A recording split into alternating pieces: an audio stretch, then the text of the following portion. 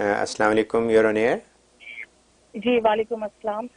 حضرت کو بھی میرا بہت بہت سلام. اور حضرت آپ کے عمر اللہ تعالیٰ آپ کی عمر اور صحت میں اللہ تعالیٰ اضافہ عطا فرمائے, اور آپ جتنی بھی دین ارشاد کے لیے کام کریں پروردگار اس کو قبول فرمائے. حضرت ہم سب کو بھی دعاؤں میں یاد رکھیں.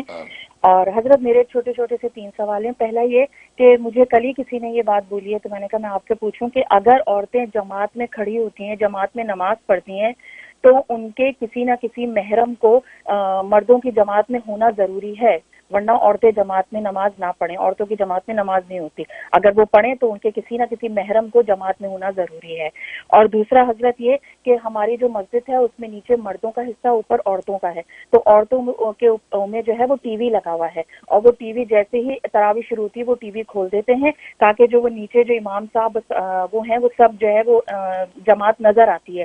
تو اس پہ عورتیں اعتراض کرتی ہیں کہ نہیں ٹی وی کے سامنے نماز نہیں ہوتی, آپ اس کو بند کر دیں, نماز ہوتی ہی نہیں ہے. تو ان 2 کے بارے میں مجھے بتا دیں. بہت شکریہ, بہت شکریہ جی. بقیہ ویڈیو دیکھنے سے پہلے ویڈیو کو لائک کریں, راہم ٹی وی چینل کو سبسکرائب کریں اور بیل آئیکن پر کلک کریں. شکریہ. بڑے دلچسپ سوال کیے آپ نے, اور سب سے پہلے تو آپ کی محبت کا شکریہ. پروگرام کو آپ لوگ پسند کرتے ہیں, اور آپ کی دعا ہمارے حق میں اللہ تبارک و تعالی قبول فرمائے اور خوب برکت عطا فرمائے.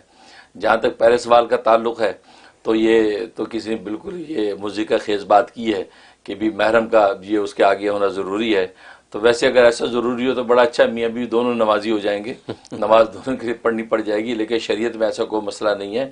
تو وہ محرم کی شرط جو ہے وہ 48 مائل کا آپ اگر سفر کر رہے ہیں اور آپ کا ڈیسٹینیشن 48 مائل پہ ہے تو اس میں آپ کے ساتھ محرم کا ہونا ضروری ہے.